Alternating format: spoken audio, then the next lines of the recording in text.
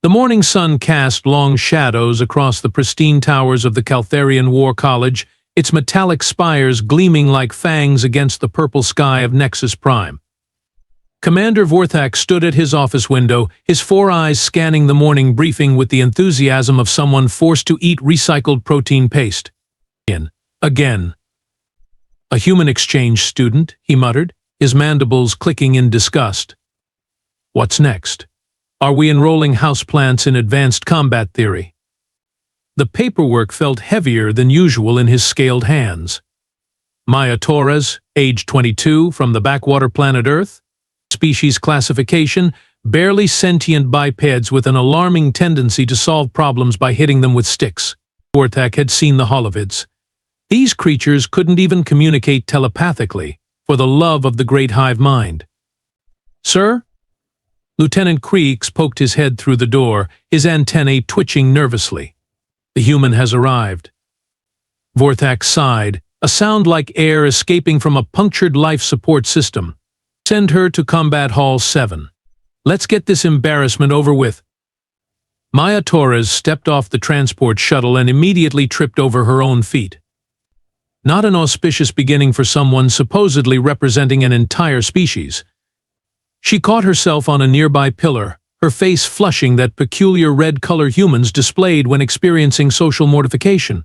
Smooth, commented Zephyr, an Altarian whose silver skin shimmered with smug superiority. His people had conquered 3 star systems before most species learned to make fire. I've seen more coordination in a dying jellyfish. Beside him, Korax grunted in agreement. And the vegan warrior's massive frame made Maya look like a lost child, which, considering the circumstances, wasn't entirely inaccurate. His species had evolved from apex predators on a world where everything tried to eat everything else. Twice. Statistically speaking, Nix added in his perfectly modulated Centaurian voice, the probability of this human surviving the first week is approximately 0.00003%. I've calculated it 3 times. Maya straightened her uniform, pretending she hadn't heard the comments. Of course, pretending was all she could do, since these aliens broadcasted their thoughts like some sort of interstellar radio station, and she was stuck with the galactic equivalent of a broken antenna. Welcome to the Kaltharian War College. Commander Vorthak's voice boomed across the training hall, his tone suggesting he'd rather be welcoming a plague of flesh-eating parasites. You are the elite of the elite, the finest military minds in the galaxy. Well, most of you are. His 4 eyes fixed on Maya with the warmth of a neutron star. Miss Torres, please step forward and demonstrate basic telepathic communication protocols. Maya cleared her throat, an action that seemed to fascinate the aliens like watching a primitive ritual. Commander, sir, humans don't actually have telepathic abilities. We communicate through verbal. Verbal? Zephyr's mental laughter rippled through the minds of every student except Maya. What are you, some sort of caveman? Do you also communicate by banging rocks together? That's rocks, plural, Korax added helpfully. 1 rock would just be noise. Maya's jaw tightened, but she kept her voice steady. We use spoken language, sir. It's actually quite complex and allows for... Fascinating, Vorthak interrupted, his tone suggesting it was anything but. Moving on. Please don the standard anti-gravity combat suit and demonstrate basic aerial maneuvers. The suit was clearly designed for someone with an entirely different anatomy. Maya struggled with the neural interface, her human brain unable to process the direct mental commands that came naturally to every other species in the galaxy. She managed to activate the gravity nullifiers, shot sideways into a wall, ricocheted off the ceiling, and landed in an undignified heap on the floor. Oh, this is rich, Zephyr projected to his classmates. The mighty human military. No wonder they're still confined to 1 star system. Perhaps we should assign her to the remedial classes, Nick suggested with mathematical precision, with the other defective students. Maya pulled herself upright, noting how Zephyr's overconfidence made him broadcast his thoughts wider than necessary. Corax's mental voice carried the distinctive pattern of someone who relied purely on instinct over strategy. But Nyx's thoughts were perfectly ordered, following logical sequences that were almost predictable. "I'll try again, sir," Maya said, her voice steady despite the snickers echoing through the hall. "Oh, please do," Vorthak replied. "This is the most entertainment I've had since the Regelian food poisoning incident." As Maya struggled with the suit's controls again, she filed away every comment, every mental projection, every slight.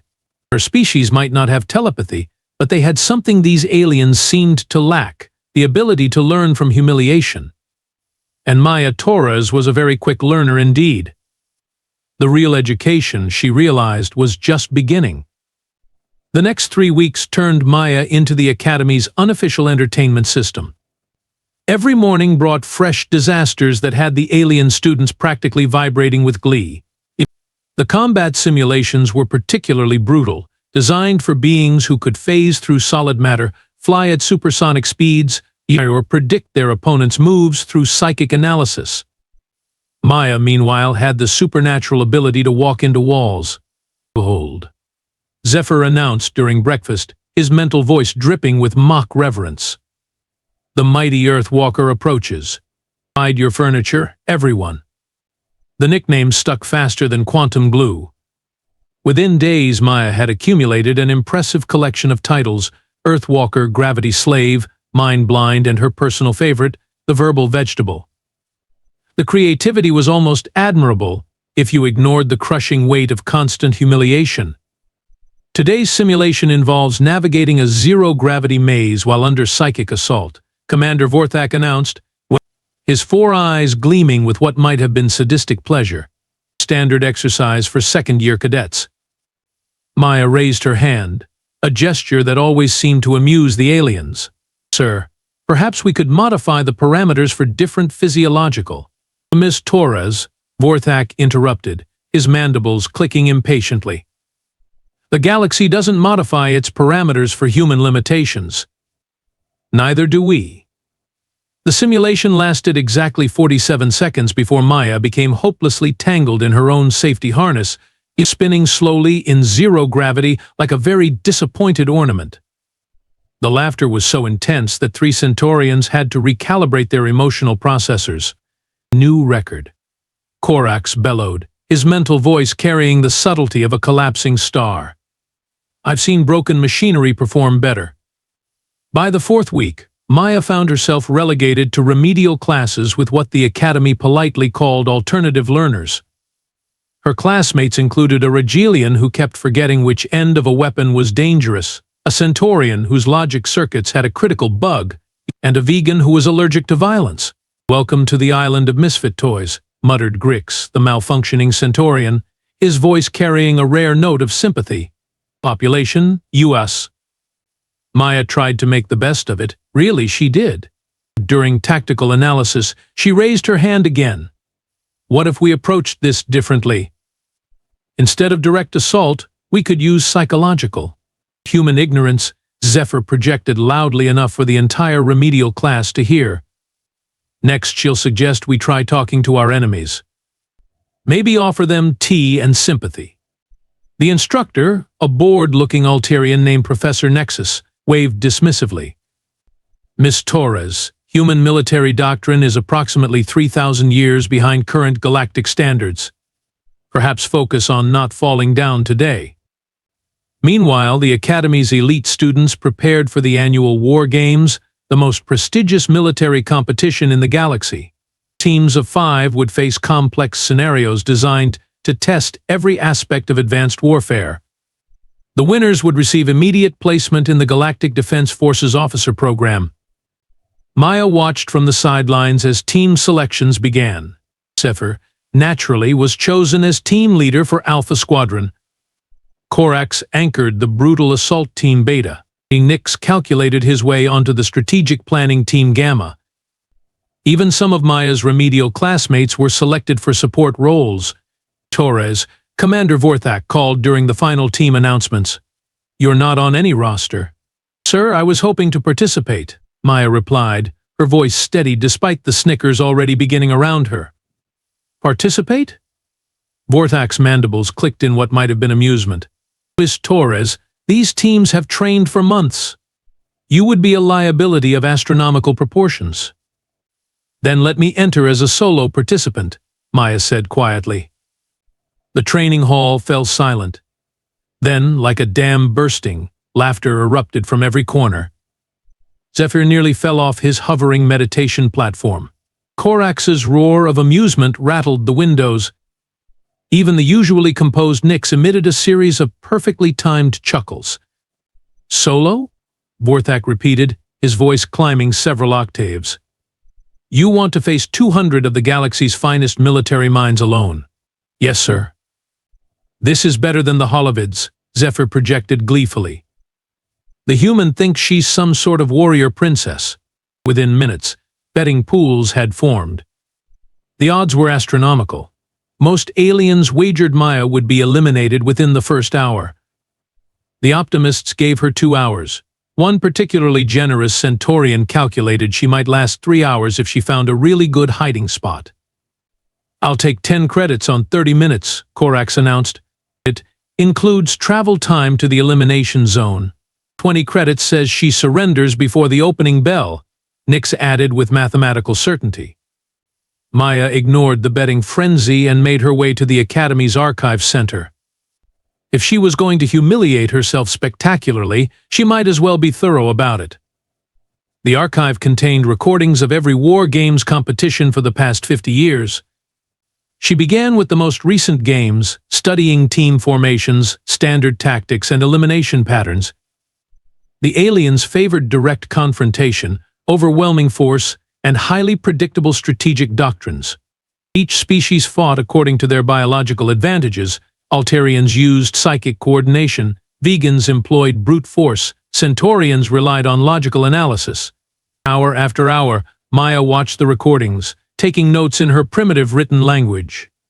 She observed how teams communicated, how they reacted to unexpected situations, how they handled stress and confusion.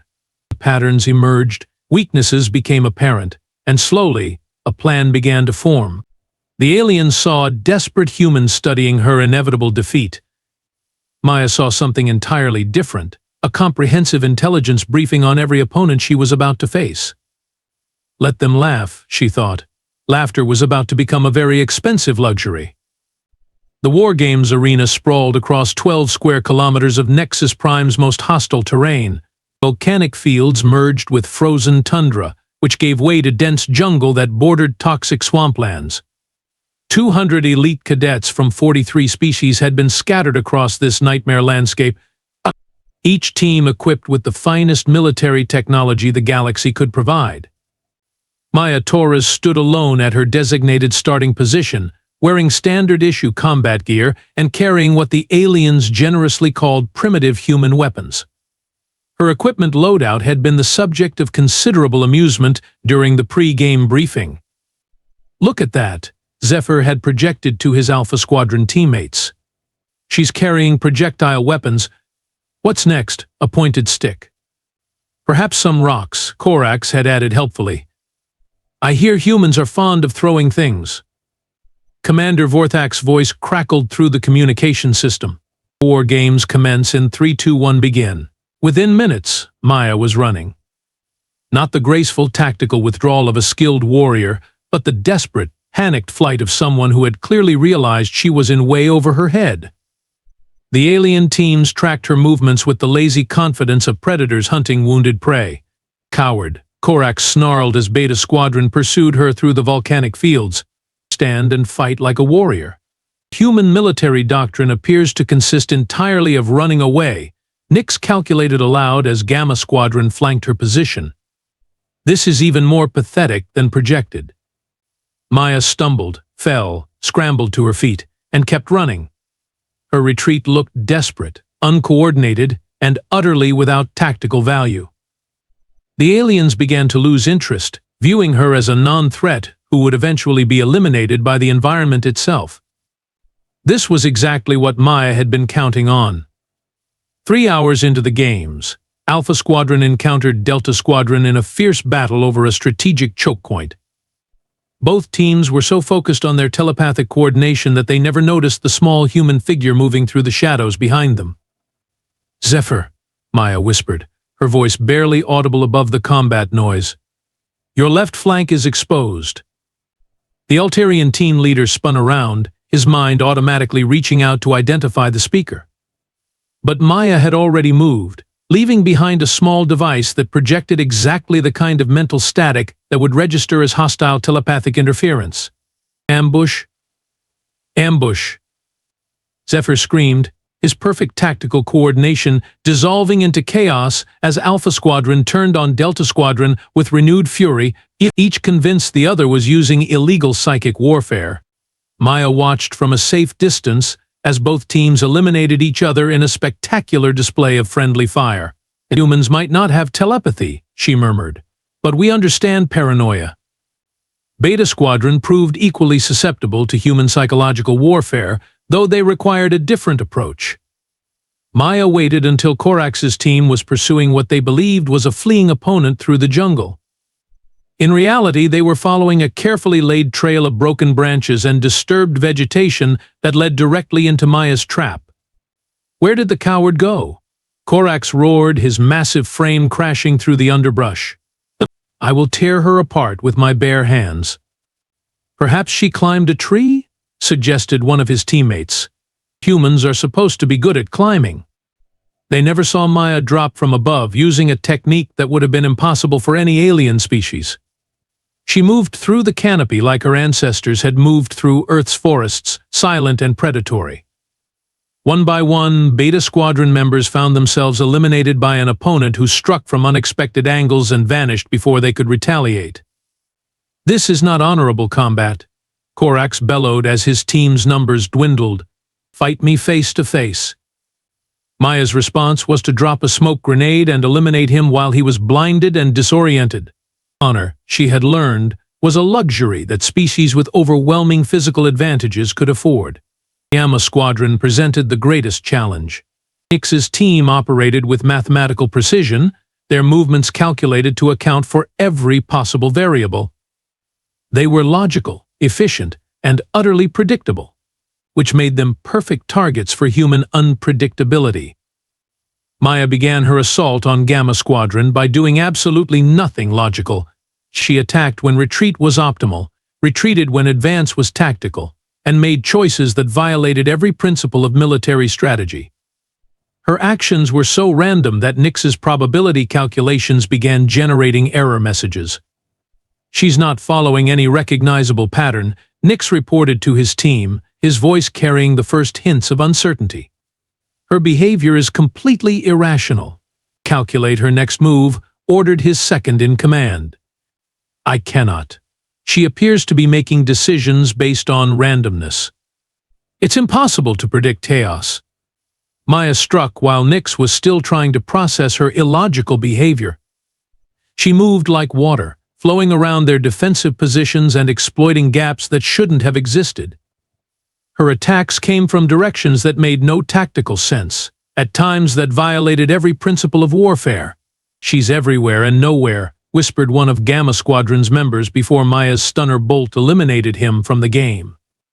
By the 6th hour, the arena had fallen silent, except for the sounds of Maya moving through the terrain. Teams that had entered the games with supreme confidence lay eliminated, their members trying to understand how a single human had outmaneuvered the finest military minds in the galaxy. Maya's verbal communication, so mocked by the aliens, had become her secret weapon. She talked to the environment, narrating her movements and plans to herself in a constant stream of consciousness that helped her process information faster than any telepathic network. "Okay, Maya," she whispered as she surveyed the remaining opponents. 47 teams down, 8 to go. Time to show these aliens what happens when you underestimate a species that survived ice ages, world wars, and reality television. The hunters had become the hunted, and Maya Torres was just getting started. The Academy's command center had fallen into stunned silence. What had begun as entertainment had transformed into something approaching terror. The holographic display showed Maya's position as a single red dot moving through terrain littered with the eliminated markers of the galaxy's finest military minds. "How many teams has she eliminated?" Commander Vorthak asked, his voice barely above a whisper. 47, sir, Lieutenant Creeks replied, his antennae twitching with nervous energy. "She's facing the final 8 teams simultaneously." The remaining teams had formed an unprecedented alliance, abandoning the competition's individual scoring system in favor of a collective effort to stop the human menace. Representatives from 6 different species worked together with the desperate cooperation of prey animals facing a predator. Maya watched their coordinated approach through her scope and couldn't help but smile. Finally, she murmured, "Some actual teamwork. Too bad it's about 50 years too late." The final confrontation took place in the arena's central valley, where Maya had deliberately led her opponents. The alien teams expected a desperate last stand, perhaps some sort of human death wish behavior they'd read about in their xenobiology textbooks. Instead, Maya began to laugh. "Is she having a psychological breakdown?" asked Tharks, the Regalian team leader, his 3 heads conferring with each other in rapid whispers. "The human has lost her mind," declared Vex, the Centaurian logic specialist. "This is actually the most logical outcome given her impossible situation." Maya's laughter echoed across the valley, but it wasn't the sound of madness. It was the sound of someone who had just realized the punchline to a very long joke. She began speaking, her voice carrying clearly in the thin air. "You know what's funny? You've spent this entire competition trying to predict my next move, and you still don't get it. I don't have a next move. I have about 17 possible next moves, and I won't know which one I'm using until I use it." The alien teams tightened their formation, preparing for what they assumed would be a final desperate assault. Maya, meanwhile, began doing something that violated every principle of military engagement. She started juggling. "Psychological warfare," Nix reported to his team. "She's attempting to disorient us with bizarre behavior." "It's working," admitted Korax, who had been eliminated earlier but was monitoring the final battle. "I have no idea what she's doing." Maya's juggling routine involved 3 smoke grenades, 2 flashbang devices, and a standard-issue combat knife. The aliens watched in fascination as she maintained perfect rhythm while advancing toward their position. "She's moving closer," Tharks observed. "Should we engage? Wait for her to make the first move?" Vex calculated. "We maintain tactical advantage through." Maya's first move was to trip spectacularly, sending her juggling props flying in all directions. The aliens instinctively scattered to avoid the incoming objects, their perfect formation dissolving into chaos as smoke and flash-bang explosions erupted around them. Through the confusion, Maya moved like a ghost made of pure malice. She eliminated 3 teams before they realized her clumsiness had been entirely deliberate. The remaining teams found themselves separated, disoriented, and facing an opponent who seemed to materialize from thin air. "She's everywhere!" screamed someone through the communication system. "Impossible," Nix replied, his voice cracking with strain. "She's only one human. The mathematical probability of—" His calculation was interrupted by a stunner bolt that sent him tumbling into unconsciousness. The final elimination came 12 hours after the war games had begun. Maya stood alone in the center of the arena, surrounded by the unconscious forms of 200 elite cadets. The silence was deafening. Commander Vorthak's voice crackled through the communication system. "War games concluded. Winner, Maya Torres. Human. Solo participant." The Academy's main hall had never been so quiet. 2,000 alien spectators sat in stunned silence, their minds struggling to process what they had witnessed. Maya walked to the center of the hall, her primitive vocal cords preparing to address the most advanced military institution in the galaxy. "Honorable commanders, fellow cadets," she began, her voice steady and clear. "I want to thank you for this opportunity. You've taught me something valuable about the nature of warfare." She paused, looking around the hall at faces that showed mixtures of awe, confusion, and barely concealed fear. You see, you've all been fighting the same war for so long that you've forgotten war is supposed to be unpredictable.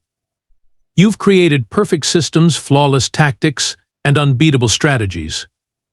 But perfection has a weakness. It can't adapt to imperfection. Vorthak found his voice. "What are you saying, Miss Torres?" Maya smiled, the expression somehow both friendly and terrifying.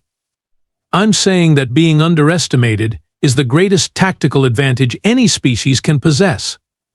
Thank you for underestimating humans." Within 24 hours, the Galactic Military Council had submitted a formal request for 50 more human exchange students.